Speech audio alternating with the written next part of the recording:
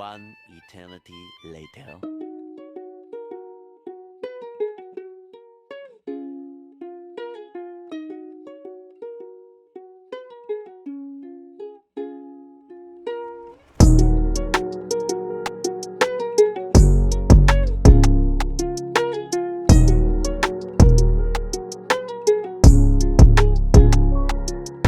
Yo, what's going on guys? I'm Kiri, welcome back to another video. Today I'm going to be breaking down a beat I made with my ukulele for an artist like POLO G. This one's super inspired by Ina Banks and Cinco. I'm sure you already know who they are, but if not, be sure to go check them out. Make sure to follow me and the rest of the guys on our socials, links to that are all down below. And of course, if you want to cop my 4am loop kit, you can get that on Drumify. It's also the first link in the description. Let's get into the breakdown. Alright, so we're in Ableton where I made the loop. I had this idea on ukulele, which is where the whole beat started. I don't even want to know how long it took me to record this, but this is what I had in the end.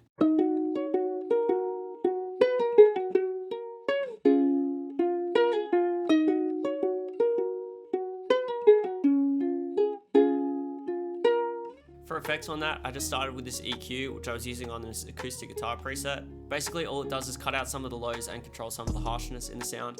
After that, I had RC20 on the Vinyl 1 preset, just with the noise turned down. Next thing I chucked on was this isotope vinyl. All I did with this was turn down the year and add a bit of warp depth and wear. What this plugin does basically is just make it sound a bit more vintage. Next up, I had Valhalla Supermassive on the Reverb 2000 preset. And then to finish it off, I just had another EQ, lowering a couple frequencies that were sticking out a bit too much. So after the uke, I wanted to add a piano, so I pulled up the sound from Contact. I just played out the chords and then added a few top notes later. This is what I had that playing.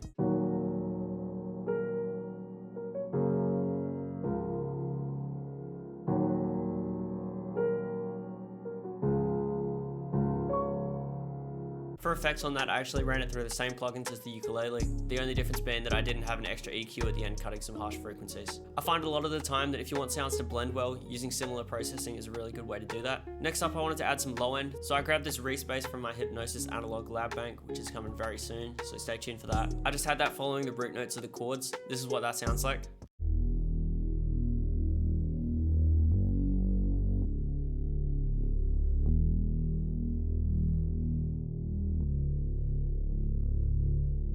For effects on that, I just had a filter cutting out some more of the high end so it sat more in the background, and I also had this EQ just cutting out some of the lows. To finish off the loop, I wanted to add some background vocals, so I pulled up Arcade and opened this Red Lotus bank. I just rendered out a couple of the chops and rearranged them till they sounded like this.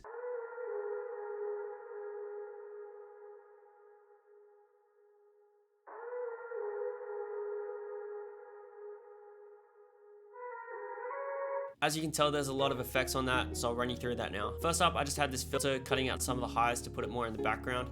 Then I had this EQ just cutting out all of the lows and some of the highs again. Then I had H delay just on half notes to give it a bit of echo. After that, I just had another EQ cutting some harshness out. Then I had Valhalla Supermassive on this massive vocal preset just to give it a bit more ambience and sit it more in the background. And then to finish it off, I just had another two filters just cutting out some of the highs and some of the lows. So that's the whole loop. This is what it sounds like all together.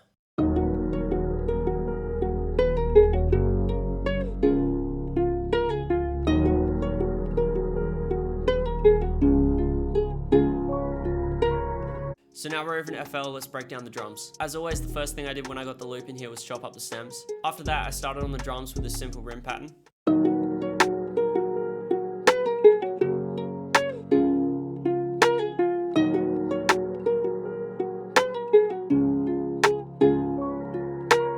Then I grabbed another rim to add some bounce. This is what that was playing.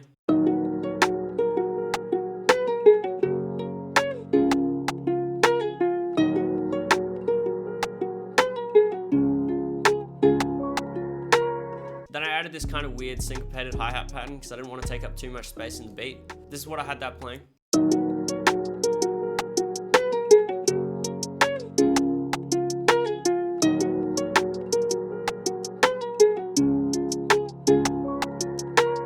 With this kind of pattern, it's really important to leave space in there and also change the velocities around a bunch. Next, I added a simple 808 pattern, just playing the root notes of the chords. This is what that sounds like with the rest of the drums so far.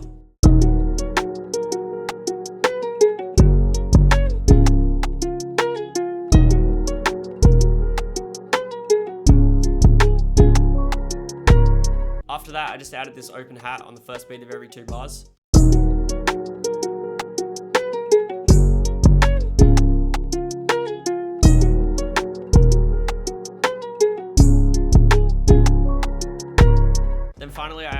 kick just to add some punch to the beat. I just had that hitting with the 808. This is what all the drums together sounded like.